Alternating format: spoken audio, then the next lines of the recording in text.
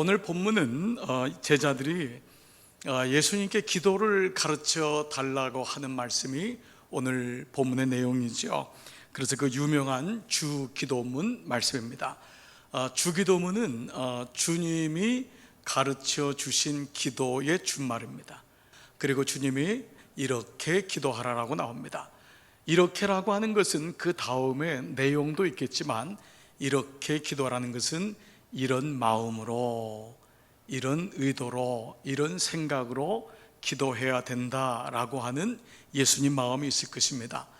자, 이런 의미에서 주기도문은 오늘 본문에 누가복음 11장과 더불어서 마태복음 6장에도 나와 있습니다. 마태복음 6장을 떠오르면은 마태복음 5장이 그 유명한 산상수훈에 대한 말씀입니다.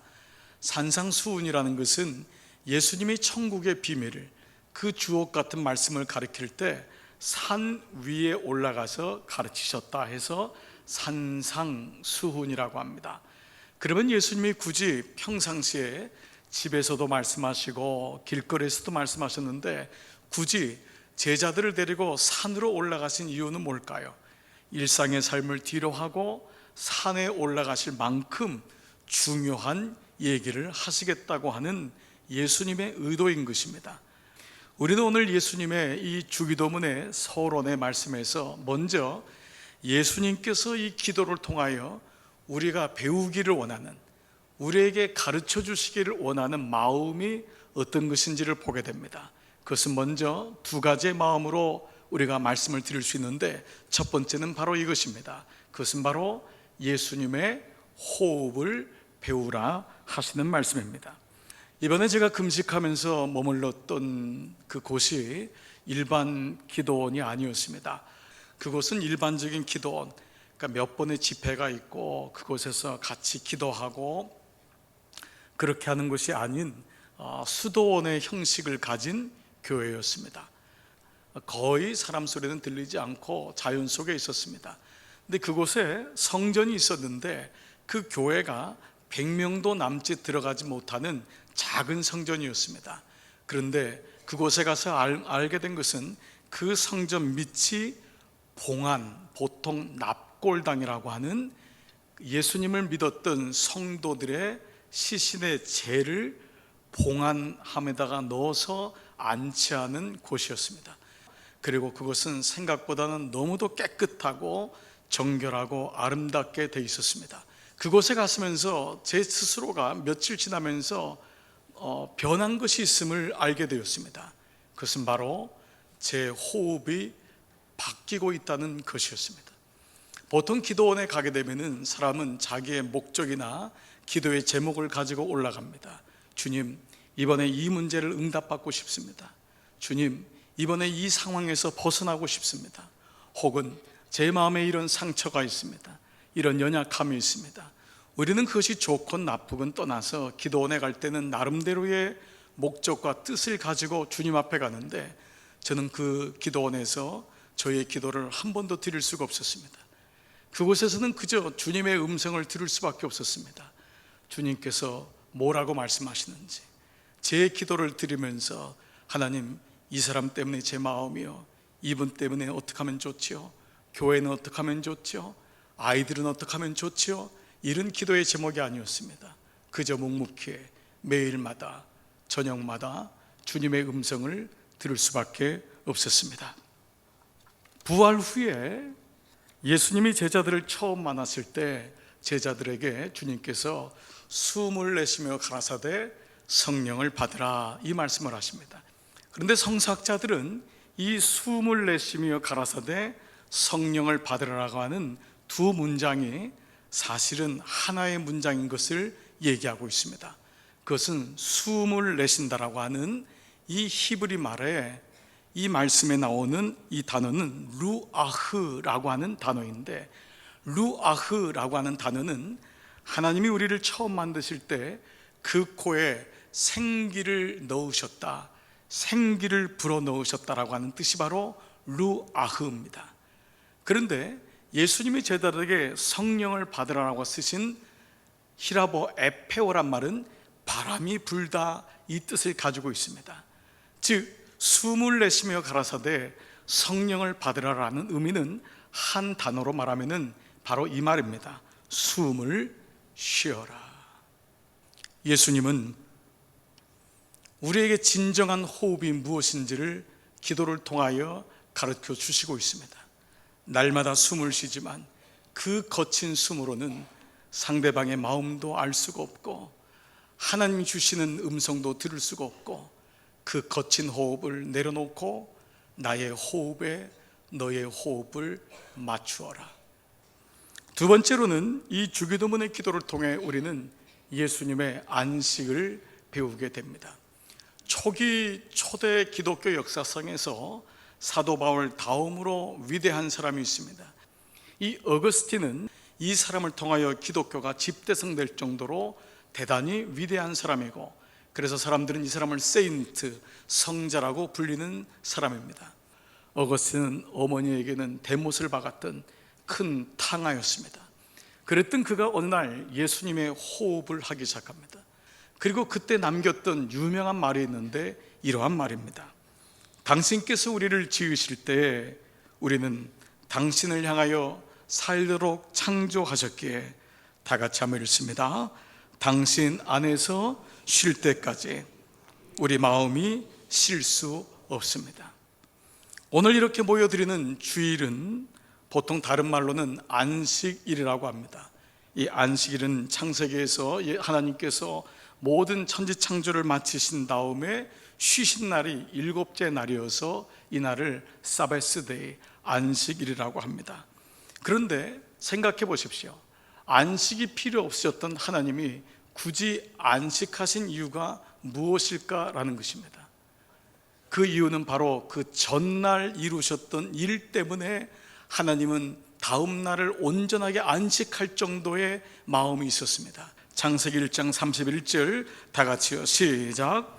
하나님이 지으신 그 모든 것을 보시니 보시기에 심히 좋았더라. 저녁이 되고 아침이 되니 이는 6째 날이니라. 바로 그 6일째는 여러분이 아는 대로 하나님이 인간을 창조하신 날입니다. 인간을 만드시고 당신의 형상대로 빚으시고 모든 것을 다스리게 하신 거예요. 그것을 보시고 하나님이 너무 좋으셔서 보시기에 심히 좋았더라. 그런데 그 심히 좋았더라는 히브리 말이 토브라는 말을 씁니다. 이 토브라고 하는 말은 오늘날로 번역하면 행복하더라, 이 뜻입니다. 즉 이 말씀은 주일을 안식이라고 하는 것은 주일날 모든 것을 그치고 일을 안 나가고 일터에 안 나가고 교회에 나와서 예배 드리기 때문에 안식일이 아니라 이날 바로 보시기에 심히 좋았더라. 그 하나님의 마음을 아는 것, 그 하나님의 행복을 갖는 날이 바로 오늘이라는 것입니다.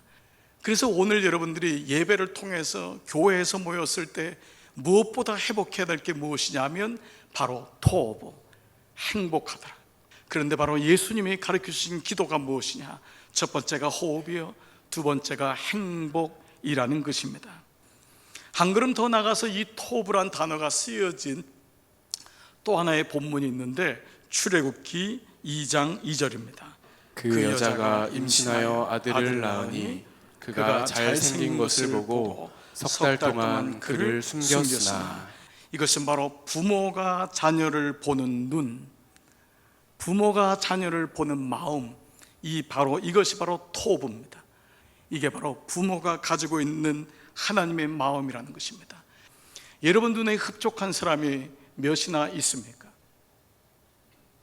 정말 이 세상은 이렇게 살면 되는 것입니까? 사람을 보아도 더 이상 기쁘지도 않고 행복하지도 않습니다. 간혹 교우님들로부터 이런 질문을 받을 때가 있습니다. 목사님은 보수 쪽이세요? 진보 쪽이세요? 한 분은 이런 얘기를 했습니다. 목사님, 저에게는 동지 아니면 적입니다. 평생을 그렇게 살아오셨답니다. 회사에서도 공동체 속에서도 그렇게 살지 않고는 벽일 도리가 없었기 때문에 이게 줄이다 싶으면은 그 줄을 붙잡고 모든 걸 쏟아부으면서 그렇게 살았다고 합니다. 늘 마음속에 기쁨이 없었습니다. 존경하는 한 원로 목사님께서 쓰신 단상에 이런 글이 나오더군요. 공자는 사람의 나이를 60, 그 60을 이순, 귀 이자에 순할 순, 귀가 순해진다 하여 이제 여러 사람들의 얘기를 들을 수 있게 되었다고 하였다. 근간에 한 신학자의 보고에 따르면 최근 한국교회 교인의 평균 나이가 60에 가까이 가고 있다 하여 벌써부터 이렇게 노령화가 되었나 걱정도 되었지만 한편 이제야 남의 얘기를 들을 수 있는 나이가 돼 가고 있구나 생각하니 그나마 다행이라고 생각한다. 이제는 부디 밖으로 세상을 향해서도 그렇고 안으로 교회 안에서도 더 이상 등 돌릴 때도 모른 채 할 때도 아니니 그저 더 넓어지고 더 깊어지는 것만이 한국교회의 살 길이 아니겠는가. 우리에게 있어서의 가장 중요한 기도는 안식이라는 것입니다. 기도를 통하여 진정한 행복을 경험하지 못하면 우리의 기도는 바리새인의 기도가 되는 것이고 서기관의 기도가 되는 것입니다. 저는 지난 한 주간 우리 교회 폐허인 아름다운 교회 행복한 동행이란 단어를 다시 묵상하게 되었습니다. 어떻게 하면 행복할 수 있을까? 어떻게 하면 우리 가정이 행복할 수 있을까? 어떻게 하면 우리 교회가 어떻게 하면 아무리 생각을 해봐도 답이 없다는 것을 알았습니다. 우리 안에는 행복이란 단어가 없구나. 행복은 우로부터 오시는 하나님의 은혜구나. 시인 김기현 씨라고 하는 분이 비 오는 날이라고 하는 시를 쓰셨습니다.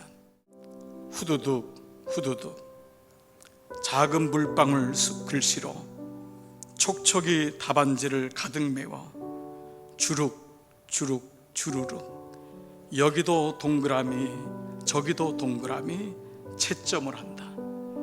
비 오는 날은 여기도 100점 저기도 100점 틀린 곳 하나 없이 사방이 동그라미 모두가 100점이다. 시인은 우리에게 이렇게 얘기하는 것 같아요.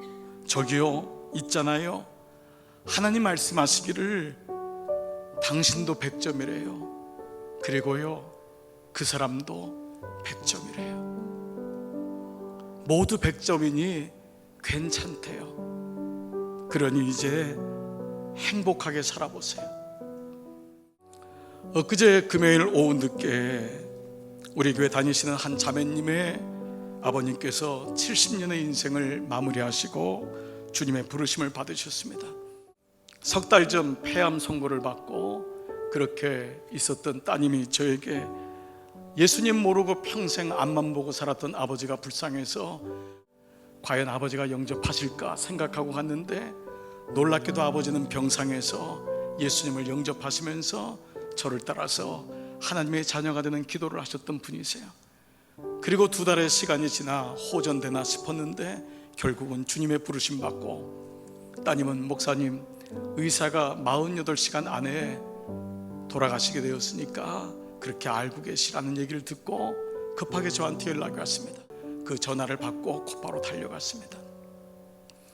이미 병실의 문을 열고 들어갔을 때 아버님은 숨을 몰아쉬고 있었습니다. 그리고 목에 가래가 끓고 있었습니다. 선생님의 오른손을 잡고 가슴에 손을 얹고 기도했습니다. 그리고 선생님의 손을 잡고 이렇게 말씀을 드렸습니다. 선생님, 이제 모든 미련 다 내려놓으십시오. 이제 주님이 선생님 이름을 부르실 때에 네, 제가 여기 있습니다. 그리고 가시면 됩니다. 주님이 선생님과 함께 하십니다. 지난 70년 인생은 주님 모르고 살았지만 내 호흡으로 살았지만 이제는 주님의 이 거친 호흡도 잔잔하게 하실 것입니다. 그 순간 제 오른손에 힘이 들어간 걸 느껴서 제가 가족들에게 깜짝 놀라서 얘기를 했습니다. 그리고 병실을 나왔는데 나온 몇 시간 뒤에 기도를 마치고 아버님은 주님의 부르심을 받으셨다는 연락이 왔습니다. 사랑하는 여러분, 우리 모두도 거친 우리의 호흡을 내려놓을 때가 곧 올 것입니다. 그러나 그때가 오기 전에 주님의 호흡을 경험하셔야 됩니다.